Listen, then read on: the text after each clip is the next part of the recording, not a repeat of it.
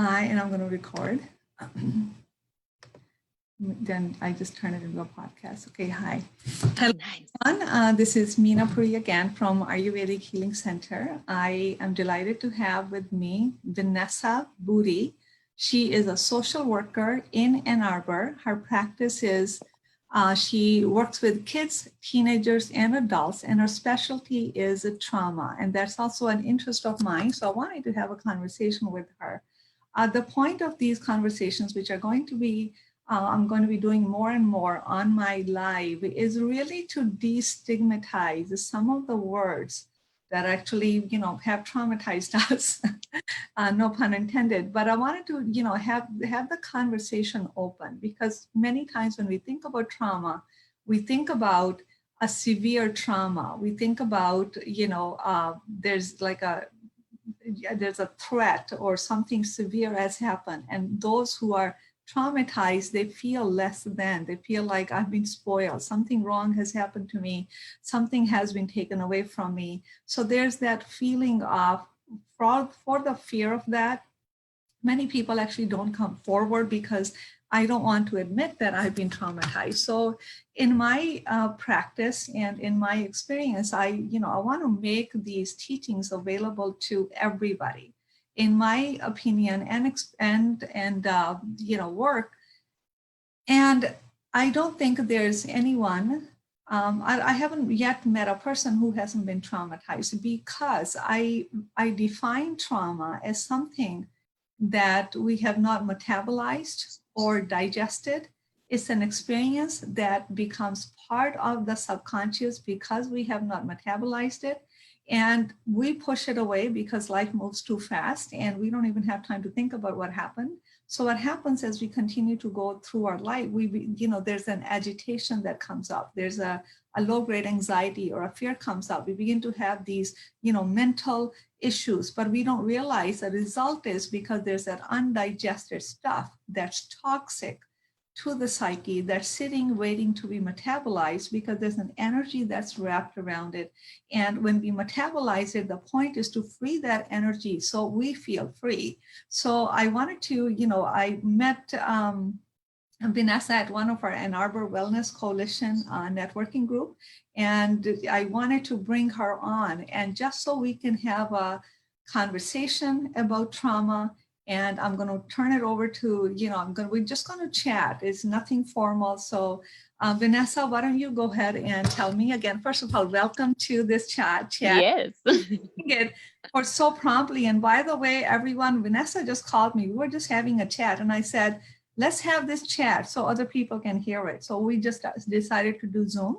So, so Vanessa, welcome to this, my, Ayurvedic Healing Center page. And thank you for agreeing to doing this. And of course. Why don't you tell me what's your thought on trauma and how do you view that? Yeah. So trauma is, we were kind of joking on the phone, like we probably get too excited about trauma sometimes because it's so important to look at and address. But I shared with you the definition that has always stuck with me with trauma. And it came from a textbook that I remember reading. And they talk about in the text how trauma derives from the Greek word for wound. And in that way, we can view trauma as any wound to the sense of self or sense of safety. And, you mentioned that sometimes people think trauma is, well, it's those big, really scary things. What I experience isn't trauma. It was no big deal. It's just something I have to get over.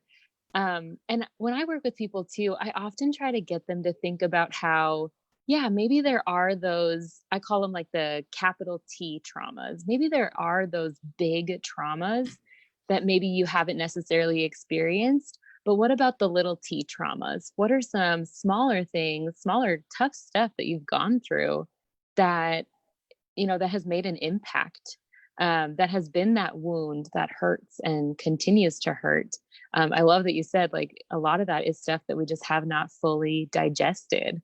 Because I like to think about trauma work is, yeah, we're sorting through those things that have hurt us and figuring out, like, what did we start to believe about ourselves that kind of makes us see ourselves or the world through a different lens. Because I believe that as we work through that trauma and those beliefs, we start to see things in a more healthier, adaptive way than maybe an unhealthy or maladaptive way. Yeah, no, that's wonderful because I think recognizing there's trauma is really recognizing the inner processes that take place that many times Yeah. we're conscious of. So when I think about this global pandemic, I think we're having a traumatic experience. Yeah. Everybody's experience is different. You know, it's Right. traumatic for people. I was listening to a video by this little girl. It was traumatic for her that the ice cream truck wasn't coming and she was crying. She was bawling her eyes out. Yeah. And it was cute, but it was very telling because I think we're experiencing it so differently. And there's not to judge why somebody's, having a, panic attack about this little thing or, grow up. It's just Mm-hmm. time, but it really there's no judgment on how somebody is experiencing it. So again, Yeah. back to it's experiences that we don't know what to do with. And I think Yeah. birth is traumatic for many. Giving birth Yeah. is traumatic for me. My child was born 3 months early. And it Yeah. was traumatic to the body. It was traumatic to my child. So I think, again, going back to the trauma. So yes, there is the big T. I love that distinction. So it helps us to talk about it. There is the big T where there is severe trauma and Mm-hmm. needs, but I'm talking more about the little T stuff, which we walk around with and we continue to accumulate. And the ego side of us very quickly says, oh, we second guess, oh, it's okay. Mm-hmm. It's part of everyday living. Yes, it is part of everyday living. And so is trauma. We do gather experiences and information that we really don't know what to do with. Yeah. And Yeah. that forms the subconscious. And the subconscious is when it operates 90%, as you know, 90% Mm-hmm. life. And we continue to work on the conscious level, which is 5%. And if I'm being like generous, 10%, but I don't Mm-hmm. there, 10%. And then we keep working on that level is kind of like looking looking in a parking spot for a key that you lost, but you dropped it in a dark alley where the light was not there. Yeah. Where the light was shed, but actually the key is sitting in the dark alley, but the light wasn't there, so you never bothered to look there. Right. Right. We only know what we know. So when we keep looking at the conscious level, we miss the point, and we can be dancing around the surface forever. Yeah. Dancing around the surface. So I think the key is to let it register. What is it that you just experienced? It's not to super analyze your life, Right. pick your life, but really tune into what was your experience. And many times we go backwards to understand. Mm-hmm. And we live forward, but we understand, oh my God, I need to pay a little bit more attention here. What does that mean? Yeah. And then the structures become complex. So Yeah. be some of the suggestions that you may have for people when it comes to these little T traumatic experiences. Well, first I would say, if unattended to, I think it's very easy for the little T's to become big T's. Like if we don't pay attention to them, and I love that that you said that we have to notice that they're there. I think sometimes our experiences, it's sometimes that part of us that's still hurting. It just wants to be validated and heard. And so sometimes I'll tell people, like, it's okay to recognize that you've been through tough stuff. Um, I think a hard part too, though, is we often fall into like the comparison trap of, yeah, but like what I went through, I mean, my cousin, my sister, my best friend went through something much harder. This shouldn't be that big of a deal. And we have to kind of get away from that comparison because I read something the other day that said, someone that drowns at 7 feet and someone that drowns at 20 feet, they still both drowned. Like it's not like on the, it's not on like the autopsy if they report, they go, well, this person only drowned at 7 feet, but the other person, they drowned worse because they drowned at 20 feet. Wow. Right? Mm-hmm. Like it's still, at the end of the day, pain is pain, hurt is hurt. And we shouldn't be comparing, what we think is painful against maybe someone else's experience. Cause I'll often talk to people about that too, that, what could be a big T trauma for me might not be a big deal for you, might be a little T or not even a T at all.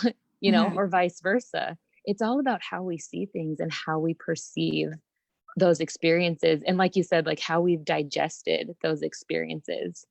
Right. The example that I often kind of think of because of the impact of trauma and what it can do for us is, let's say you get in a car accident, and that for some that could be a very, capital T trauma, but let's say it's just like a fender bender, even that can still also be traumatic depending on what you've been through. But Mhm. let's say you have that experience. What trauma does is it brings about a belief. We often have these core beliefs that really drive our behavior and become, I like to say, it's kind of like the filter that you see things through. Sure, So if you absolutely. get in this car accident, you might start to think something like, I'm not safe. I'm not okay when I get in a car. And then, you start to feel maybe some anxiety or panic set in the next time you're in a car, or even maybe it translates into, even riding the bus or other situations. That's where it may not have been that big of a deal, but it obviously left an impact because you have these beliefs that have kind of taken root in that Mhm. experience. And so I think when I work with people, I try to make sure, when we're looking at it from a trauma perspective, it's not that we're having to necessarily rehash and relive every detail of that experience, but sometimes it's really bringing up, like, what did that experience teach you about yourself? Or what did you start to learn about yourself? How did you start to view the world after you went through that experience? Because we can't change what happened, but we No, can process and start to kind of build more of those healthier beliefs about ourselves rather than seeing it through maybe that unhealthy lens. I think of, if you had a pair of blue tinted sunglasses on, everything would look a little bit blue. And yeah, that's what these beliefs do to us. If you go through an experience that you start to believe, even something like, I can't trust, or I can't share this, this is too much, that becomes kind of the lens that you see everything through. And then mhm, you know, more life is happening. Like you said, sometimes life just keeps going and we can't yeah, fully process that experience. So now it's got this new filter that it's going through. And then we're almost even adding to the trauma or adding to the burying trauma. Yeah. burying what really hurt. Yeah, I think So I love that few points that come from from your talk is one is pain cannot be quantified. yeah. It's pain. And the second thing, the ego wants to compare because the ego wants to tell you, you're just a baby, suck it up, Hmm. stop complaining. What's the problem? What's your problem? And Yeah. we need to know it doesn't matter. We need to acknowledge the experience. And many times when we think about, sharing, do I tell the world? It's really not about sharing with anybody. Right. But Right. can you acknowledge that to yourself? Hmm. Is what you experienced, and then you are trying to work it through. Obviously, we're not going to be 100% of the time conscious because, like I said, life moves on. Right. But what happens is these are accumulative experiences. Suppose somebody felt guilty about something, like even, the car example. Somebody bumped you in the car and you're like, okay, thank God, nothing happened, Yeah. it's all fine. Then the next time you're driving, somebody comes even close to you, you freak out because Uh-huh. they're going to hit you. Yeah. And that kind of exploded response was a result of an accumulation of the experience that happened. Hmm. So it's so important to kind of keep being conscious and doing this work. So this acknowledgement and sharing is really for you to understand it, Yeah. individual person to understand it, to honor it, and to own Hmm. it, feel and seek help when they need it. And Yeah. somebody could have bigger traumas or not so big traumas, but it doesn't has any effect on what Right. you experience. What you experience is experience. So when we say, well, oh, you shouldn't feel this way, I always laugh about it. I go, it's kind of a mute point. Hmm. It's already been felt. Right. Experience has already happened. So don't worry about whether you should or not, because Yeah. already did. You can't take that away because your body now knows it. Your body Yeah. now is holding that experience and you can only digest it. You can't get rid of Right. it, like, because you don't like it. So Yeah. There's a quote I love. I want to say it's Carl Jung, a psychologist, he says that which you resist persists. Persist. So Absolutely. the more you push it away, it's kind of Yeah. like, I often tell people, it's kind of like when someone says to you, whatever you do, don't look behind you. We're all like, why? What's behind me? It's like we want to automatically look. And so when we do that to our emotions, like, don't think about that. That's not a big deal. It We almost resist becomes it. the thing. Yeah. Yeah, it almost becomes the thing that's just then, no, you're going to think about it. It's like all you're going to think about, whether you want to or not. Yeah, and that's all, energy. This is, Yeah. conscious is energy. So Mm-hmm. it continues to swirl around. You Yeah. with greater force and momentum, and then it shows Yeah. differently, and it shows up in a distorted way, in a complex way that now you don't recognize it because it's been sitting there for so long. Yeah. Yeah. Thank you. And I know in our conversation you mentioned, and I know you have to go soon too, you mentioned a wonderful book. Will you share that with our audience? Yeah. The one, it's where I got that definition from. And actually, while we were pulling this up, I went and grabbed it quick. It's called Okay. Small Wonders. So I'm trained in EMDR therapy. So it's an EMDR text, Small Wonders, Healing Childhood Trauma with EMDR. And it's by Joan Lovett is her name. And that's where she has that definition of trauma. And she just, that has just always stuck with me. It's so powerful to recognize. You, like, Vanessa, text me the whole name and the book. I'm going to put it in our edit the video and add it for our audience. Awesome. Yeah, so, I can do that. Thank you so much for just joining me and just impromptu, like right on the spot. This was wonderful, and I think that we need to have more conversations, and I like to bring you again. Let's do it. To our listeners, to our audience, so we can continue. This is a conversation that we need to have, and then they can learn more. So I love that. For watching, and again, thank you, Vanessa, and we will be on again. So awesome. Now and bye.